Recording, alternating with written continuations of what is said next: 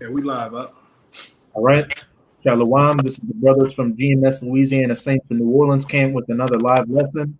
But before we get started, as always, we're going to give all praises, glory, and infinite honors to Yahweh, Bahasham, Yahweh Shai, Bahasham, Hakudash. Double honors to the apostles and elders, the great millstone who ruled and teach well. And peace and salutations to you, sincere Akim out there, pushing this word in truth and sincerity to the four corners of the globe. May you brothers endure until the end. And as the title of this lesson says, blessed are the eyes which can see. And hey, we're just going to get straight into it with Luke chapter 10, verses 23 to 24, because we truly are living in some blessed times, as it's about to say in Luke chapter 10. These are the times that everybody in the truth, from the past all the way up until today, has been looking for, the times before the ushering into the kingdom of heaven. Because, of course, there's been such an uptick in chariot sightings all across the planet that these different heathen governments have to come out and admit to their existence. And just recently, the brothers from Atlanta, Cleveland, and DC were doing a sit down. And if you looked in the background of the video, in the mirror in the window on top of the door, you saw a chariot flash by, and it was perfect. Like you could make out that it looked like a flying saucer, and it was inside like a comet tail for a split second. But hey, that just goes to show that our salvation is nearer than when we believe. And besides that, we've got all these different end time signs Yahweh Shai said to look for in the process of taking place as we speak. And we're just waiting for these last few major prophecies to take place, such as the MOB being mandatorily implemented, and then a smooth sailing for eternity. So now is definitely not the time to be getting weak, getting spiritually weak in the truth, because again, these are the times we've been looking for. These are the times we've been diligently having shedding blood, sweat, and tears for to get that ultimate W, that eternal W, being of that elect number, getting beat up on the chariots, and then ruling for eternity in the kingdom of heaven. I got that for you though. Con. I can read it, and I'm gonna say this: look at them chariots, man, especially the ones that been seen all in Jersey and different other parts of the world. They look like they're bigger than 10 city blocks, man. Even the one that was in Atlanta, I believe tonight or whatever, it was very, very large. You couldn't miss it, But I'm gonna say this: only the spiritual, the ones. That's why the name of the title is what it is. Blessed are the eyes which can see, and not just normal eyes, not just having sight, the actual spiritual sight, because it's only up to the Most High to give you the gift of having eyesight or having the spiritual eyes that can see the different spiritual things that the Lord revealed to us. Only it lines up with these scriptures, being able to see, right, and see what's been validated through these scriptures, all right, through sound doctrine, all right. But I got it for you right here. If I could say real quick, just to back up what you were saying about these chariots being massive, over the past couple of years, you've had two different incidents where NASA or one of these other space agencies picked up out in space chariots that were bigger than the Earth. One passed over directly over the Earth, and another one was shown passing by the sun. And the first thing that should come to mind is that Second Ezra 13, that great mountain of fathership chariot that Yahweh was returning in, that Ezra saw and couldn't see the end of. That's the power that is coming to save the elect. Not Moneybag Joe, not the Federal Reserve note, not the black woman, not the white man, not Babylon, not these rappers, these celebrities, not your career, your degree, none of that. You want me to get it? Oh, you can get that Luke 10. I got it right. Oh, come. This is Luke 10 and 23. It says, and he turned unto his disciples and said privately, blessed are the eyes which see the things which ye see. And hey, this was Yahweh Shai in the past telling his disciples how blessed they were to see the first coming of the Hamashiach. But we know, as pursuant to Romans 15, everything was written aforetime was written for our learning. Say Yahweh Shai was also speaking to his disciples today. Some of those men he was talking to there are back in the reincarnation, telling them how blessed their eyes are to see the things that they're seeing right now. Hey, these end time signs coming to pass, the chariot sightings, you name it. Even the coming together of different tribes, man. That's a blessing. That's a miracle in itself to see the different tribes. Of first and foremost, the men, and then secondly, the children and women of our nation come back together under one banner of Yahweh by Shem Yahushai, man. That's a blessing in itself. All right. And look at the small remnant of us that can see, and contrary to the ones that can't see, man. You will truly understand that this is a blessing. All right. The closing of the breaches, the Israelite man is first and foremost with the men coming back and being brotherly again, actually having that evil eye taken away from them, and the women and the children getting in order, and all 12 tribes, the elect from each tribe coming back, brothers that look like so-called Negroes, Latinos, Native Americans, looking at each other as not a black person, an Indian, or a Mexican, but looking at him as that's an Israelite brother. That's a brother. That's Yasharallah. That's a prince of the power. All right. And I'm going to keep reading in Luke 10. I'm going to verse 24. It says, "For I tell you that many prophets and kings have desired to see those things which you see and have not seen them, and to hear those things which ye hear and have not heard them." The times we're living in right now, the last seconds of these last days, when these end times prophecies before the ushering in of the kingdom of heaven are taking place. And what did the apostles ask in Acts chapter 1? When Yahushua rose from the dead, is now the time the kingdom shall be established? And he said no. So even back then, thousands of years ago, they were looking for it. And what did they see when Yahushua left them?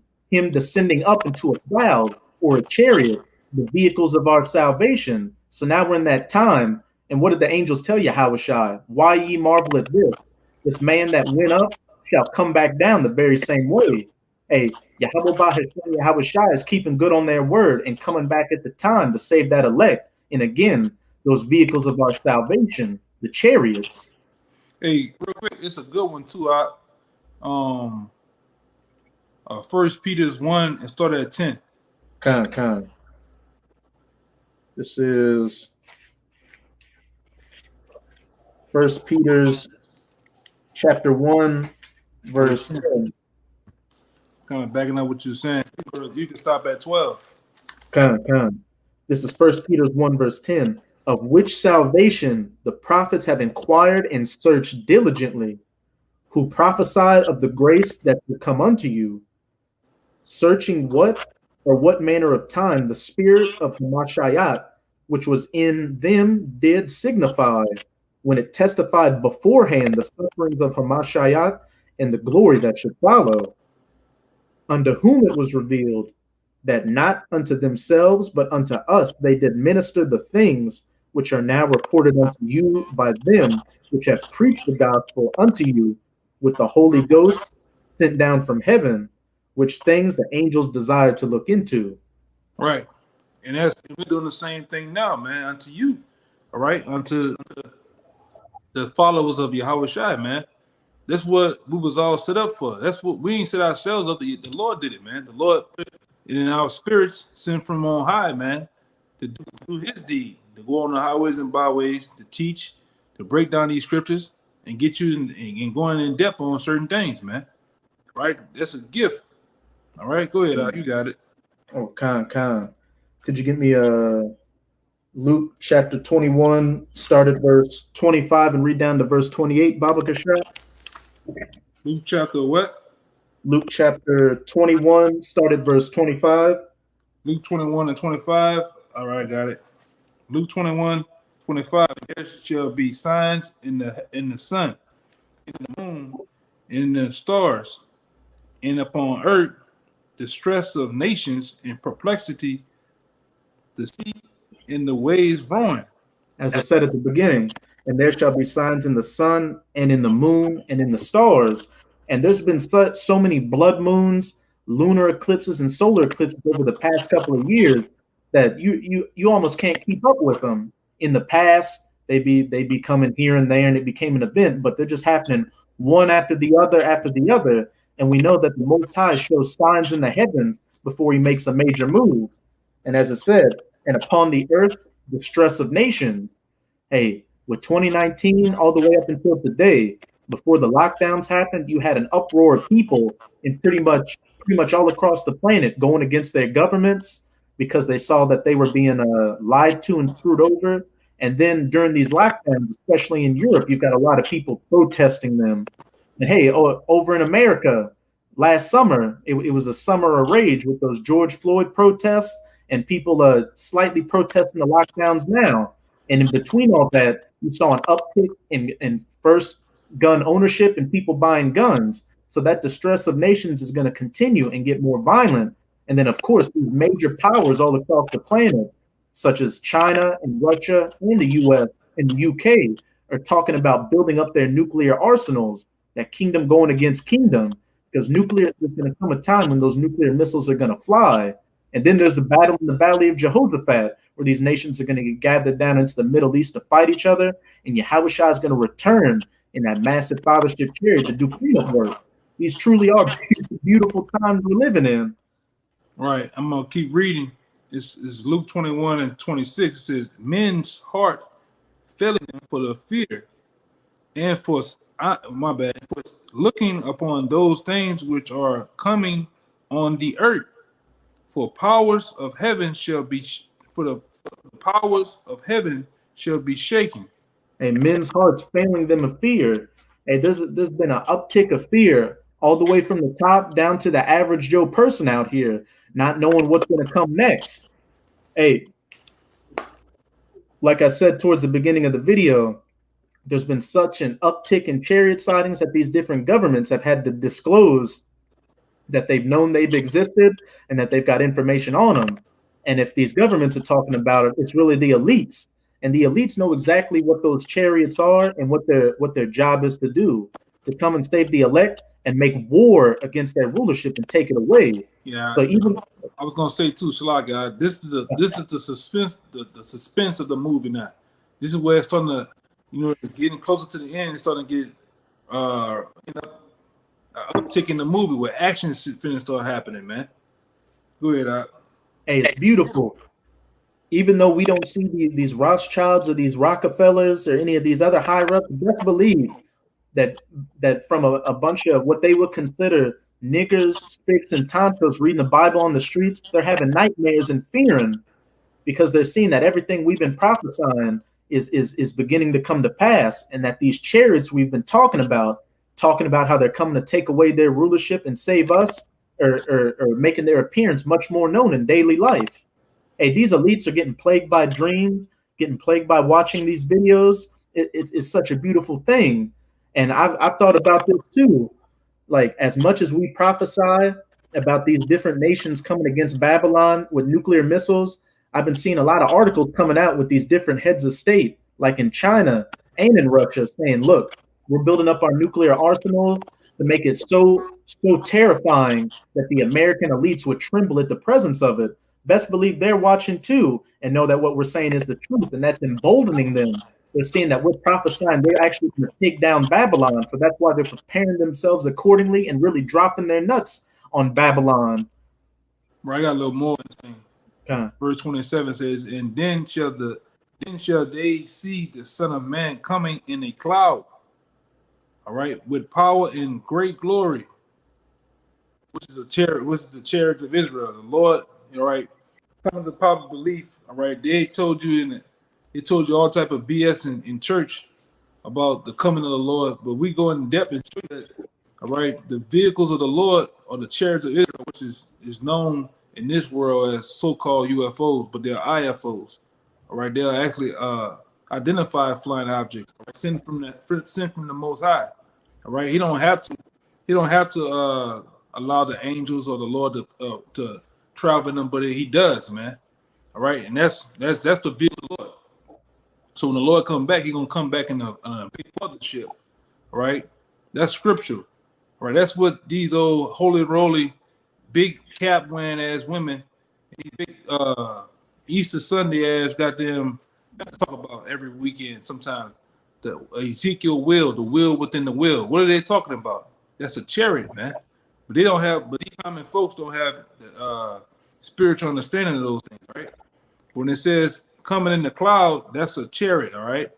A big fathership. I'm gonna say this. Think of it as what we know Independence Day. That's how the Lord gonna make his second coming. All right. And it says that when they see these things begin to come to pass, then look up and lift up your heads, for your redemption draw not. Hey, going back to that Luke 10 and 24, many prophets and kings and great men that desired to see these days. Hey, we're looking up right now, seeing the chariots happen, and we know that our redemption draweth nigh. The salvation is nearer than when we believe. And I get goosebumps thinking about it, and I know other brothers do too. Abaratazah, we're of that number. There's going to come a time to where we're going to hear that trumpet blown, that shot that's heard around the world, and you're going to see that chariot just. This is just me speaking as a man. Materialize out of nowhere, and you know what time it is. Our redemption draweth nigh, and that Yahushua is coming to save his elect, to call us up into the clouds, Abaratazah of that number, and make war against you heathens, chiefly you Edomites. And it's gonna be no contest. It's gonna be a first round knockout, like shooting crabs in a barrel. That's why you heathens are building up your space forces, your rickety Tinker Toy space forces that ain't even gonna compare to the majesty of Yahweh Bahasham Yahushai. Even these times, I got one to back you up real fast. Like you can break down. Okay. This is because this is what we wait to. This is what we wait for too. The redemption of us, man. The redemption of Yashala, our nation. Nobody else. Our nation. Our men, women, and children. Right. Our Lord. All right. This is what we wait for, man. This is Romans 8 and 18. It says, "For I reckon that the suffering of the present times are not worthy to be compared with the glory which shall be revealed in us." All right. It says, "For the earnest expectations of the creature waited for the manifestation of the Son of Yahweh." Hey, as I said at the beginning, hey, these present times don't even begin to compare to what's to come to us. At this past Saturday at camp, I think it was the brother Kaya that made this analogy. Like, imagine your parent comes up to you and says, "I'm going to punish you for 1 week." You're going to get really punished for 1 week, but then for the rest of the year, you can do whatever you want. That's what we're coming into. The thousands of years that Israel's been chastised is not going to compare to the eternity we're going to rule for, as it says in the scriptures. What is 1,000 years to eternity? Like a drop in the ocean. All these present times we're going through right now, the busted up bodies, the bad reputation, just our nation looked at as a joke is not going to compare to once we're finally in our rulership and manifest who we always were meant to be. The envy of the nation, the envy of the world, the beauty of the world, the blessing of the world, Yasharallah. And it said the earnest expectation is the creatures for the manifestation, the sons of God. This whole earth is groaning for Israel to come back into power. If they may not show it, their spirit's definitely saying it, because what are you seeing with these heathens? Chiefly this devil, the son of perdition, Esau in power, chemtrails, pollution in the ocean, GMO foods, the alphabet agenda destroying relationships between men and women and children. The list goes on and on. It says, verse 20, "For the creature was made subject to vanity, not willingly, but by reason of him who had subject the same in hope, because the creature itself, all right, also shall be delivered from the bond of corruption into the glorious liberty of the children of Yahweh. For we know that the whole creation groaneth and travaileth in pain together until now." All right, and this the point right here. 23, it says, and not only they, but ourselves also, which have the first fruits of the Spirit, even we ourselves groaning within ourselves, waiting for the adoption, to wit, the redemption of our body. Hey, us being changed in the twinkling in an eye. This mortality putting on immortality, getting those extraterrestrial bodies. as it says in 1 John, it does not yet appear what we shall be, but when Yahushua returns, roughly paraphrasing, then we shall appear as he is. It being, and as it further says in Zechariah, the feeble among them shall be as David, but the house of David shall be as God. That's what we're coming into, Akim. Any superhero or anything you idolized growing up, Dragon Ball Z, now Omni-Man with Invincible, that's what we're going to be on a completely 144% level. Right, we're gonna be angelic, man. Meaning we ain't gonna have the we're not gonna die, but we're gonna have the power to eat, drink, and procreate, man. All right, and this is the last one. It says 24. It says, "For we are saved by hope, but hope that is seen is not hope. For what a man seeth, why do he yet hope for?"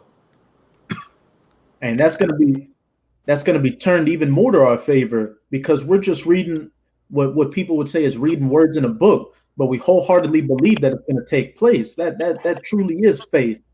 Faith, the hope on something you've never seen in this lifetime, and to know in your heart 144% that it's going to come to pass. Even the hope for salvation. We hope, and we have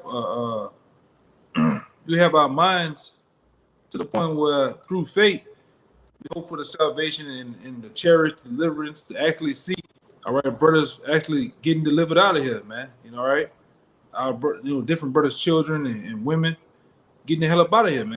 And ultimately, seeing our enemies be destroyed.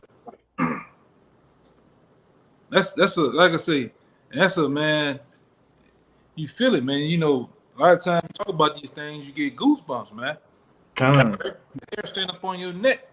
All right, when you deal with these scriptures, all right, in a perfect context, all right, with the perfect understanding, all right, and the perfect faith, you got it. Con, I really just got one more. Yeah, go ahead. Like I said, we weren't trying to make it long, man. We just in the spirit. Oh, Con. Man. Con, could you get me Matthew chapter 24 and start at verse 29 and read down to 31?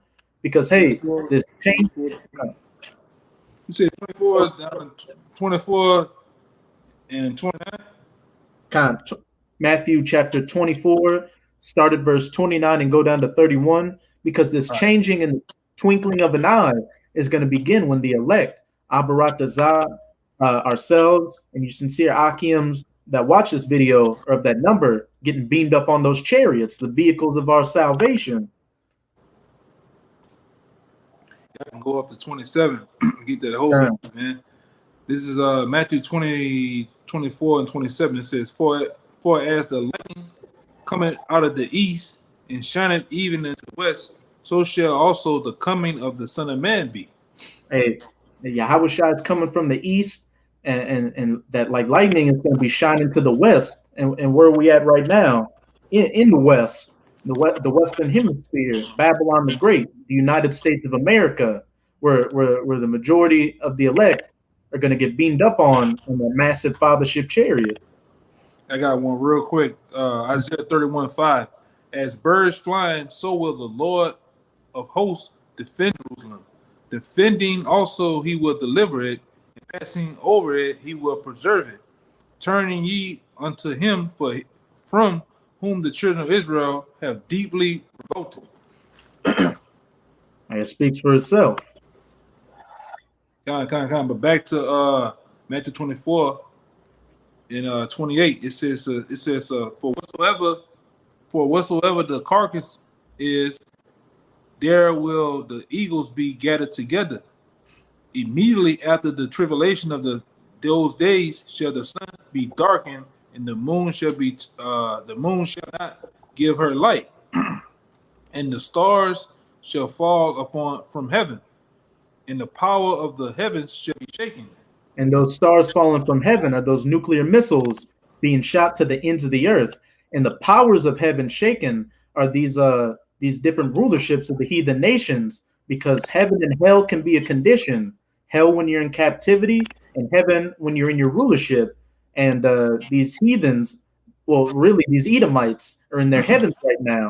They're in their rulerships, and when these missiles start flying and the chariots show up and start shooting that concentrated heat, those so-called laser beams, the power shall be shaken. These elites are going to be trembling in their hiding places. I got one to back you up about the stars, man. I'm gonna get straight to the point. It's the second Esdras 15 and 40. It says the great and mighty clouds shall be lifted up full of wrath, and the star that they may make all the earth afraid. Whenever a star made the earth be afraid. All right, and it says, and them that dwell therein, and they shall pour out of every high and every place a horrible star. God, that the nuclear missiles, that horrible star. Yeah. Well, check it out. It says fire and hell and flying swords and many waters, that all the fields may be filled and all the rivers with an abundance of great waters. It's the point. It's another point. It says they shall break these same stars. They shall break down cities and walls, mountains and hills, trees of the woods and grass of the meadows and their corn. Going back to Joel, man, the second chapter, which gives an in-depth description of a nuclear missile, man. That's what Joel was seeing, right? But you got it out. I'm gonna go back and read it back again in Matthew 24:29. It says, immediately after the tribulation of those days shall the sun be darkened, and the moon shall not give her light, and the stars shall fall from heaven, and the powers of the heavens shall be shaken. Hey, by that fire and hell, that horrible star, those flying swords, those nuclear missiles. That's right. Verse 30, it says, and then shall appear the sign of the Son of Man in heaven. And Go ahead. As said in that Luke 21, then shall appear the Son of Man in clouds. In clouds, and then, as I said, then lift up your heads and look up, because your redemption draweth nigh. When the Abaratazah, the sincere Akim on this video, the brother and myself and you in the comment boards and any other sincere Akim out there watching, live to see that day, that trumpet getting blown, and Yahushua returning in that massive fathership chariot. That's right. It says, then shall appear the signs of heaven, the Son of Man in heaven, and shall all the tribes of the earth mourn, and they shall see the Son of Man coming in clouds of heaven with power and with great glory. Hey, and all the tribes of the earth mourning. Hey, 2/3 of the nation of Israel and these heathen nations are going to mourn, because that's their judgment, their punishment. That's those nuclear missiles hitting them and those chariots shooting that concentrated heat. But the elect, the 144,000 and the rest of the righteous 1/3, are going to be mourning in tears of joy, because we know that our redemption is here. And especially if you're getting beamed up on that chariot and going up, you know the nightmare's over. That's it. That's right. And it says, and he shall send his angels with a great sound of a trumpet, and they shall gather together his elect from the four winds, from one end of heaven to the other. Hey, from the four winds, from one end of the earth and to the other, the elect getting beamed up onto those chariots, getting changed in the twinkling of an eye, and getting those new spiritual bodies, and then smooth sailing from then on out. The nightmare's over, and the only thing to look forward to is an eternity of ruling in the kingdom of heaven, an eternity of brotherly love, the woman loving her husband, the husband loving his wife, order within the family, the children being in order, the planet going back into order, the law, statutes, and commandments being inside us, and our enemies being underneath our feet, never able to stomp on our necks ever again. We can end it with this one right here. One of my favorites. This is 1 John 3. I'm gonna start at 1. It says, behold, what manner of love the Father has bestowed unto us, that we should be called the sons of Yahweh. Therefore the world know us not, because they know him not. It says, beloved. You know, whenever it says beloved, it's talking about the elect, man. It says, now are we the sons of Yahweh, and it does not yet appear what we shall be. But we know that when he shall appear, we shall be like him, for we shall see him as he is. Hey, it doesn't yet appear that we're the sons of the Most High, because look at us. We just look like some men on some cameras, some angry Negroes or Latinos or Native Americans screaming about injustice, or using the Bible to get back at people. They say we don't have women, a job, or anything like that. You know, the usual shit they say. But it says when he shall come, Yahushua, then we shall appear. What does it say? It says, I'll read it again. It says, beloved. It says, now are we the sons of Yahweh, and it do not yet appear what we shall be. But we know that when he shall appear, we shall be like him. Angelic, man. Come. For we shall see him as he is. Hey, back in that Zechariah, the feeble among them shall be as David, but the house of David, that elect number, shall be as God. I just don't want to butcher it. And it doth not yet appear what we shall be, but we know that when he shall appear, we shall be like him. Hey, as the elder brother was saying, we're going to be angelic. We're going to be in those new spiritual bodies, and that's going to be all she wrote. Check it out. This is Zechariah. I'm going to get straight to the point. Zechariah 12:8. It says, in that day shall the Lord defend the inhabitants of Jerusalem. He that is feeble among them at that day shall be as David. And